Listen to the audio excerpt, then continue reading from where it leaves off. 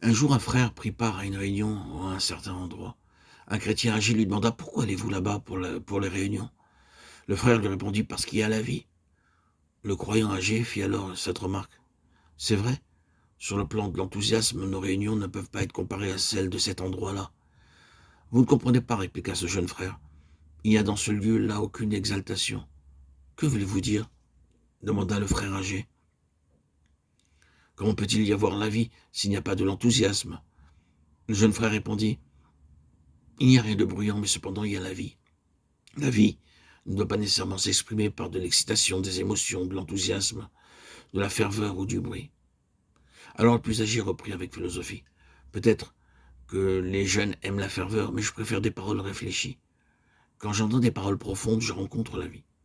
Je pense que la vie, c'est vraiment cela.» Mais le jeune frère répondit: «J'ai plusieurs fois entendu ces paroles profondes auxquelles vous faites allusion, mais je n'ai pas trouvé trace de vie dans ces paroles.» Chers amis, en considérant la conversation de ces deux hommes, nous pouvons voir que la vie n'est pas dans l'excitation émotionnelle, ni dans des paroles bien méditées.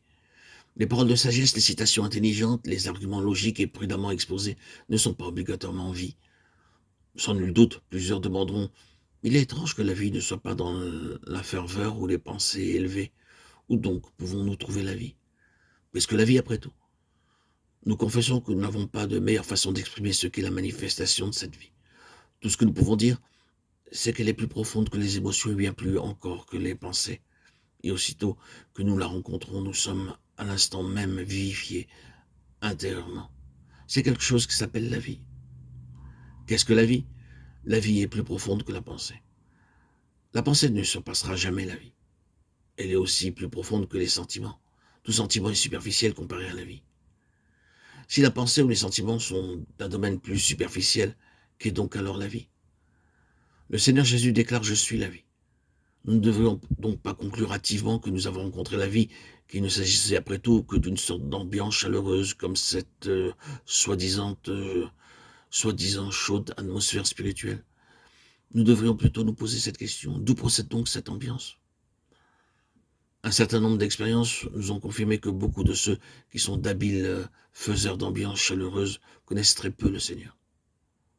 Beaucoup de personnes émotionnables sont dénuées de la connaissance du Seigneur Christ. Seule est la vie. Le reste ne l'est pas. Nous devons apprendre la leçon qui consiste à connaître la vie. La vie ne dépend pas de l'enthousiasme de nos émotions, de la diversité de nos pensées. Elle est exclusivement là où le Seigneur se manifeste lui-même. Connaître le Seigneur est donc ce qu'il y a de plus important. En le connaissant lui, nous touchons la vie.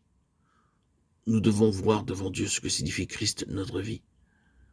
Ceux qui sont facilement émotionnels ou particulièrement intelligents ne sont pas forcément des gens qui connaissent le Seigneur. Le connaître, lui, nécessite une vision spirituelle.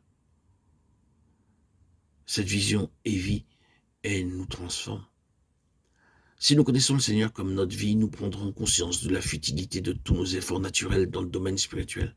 Et la conséquence sera que nous le regarderons lui seul.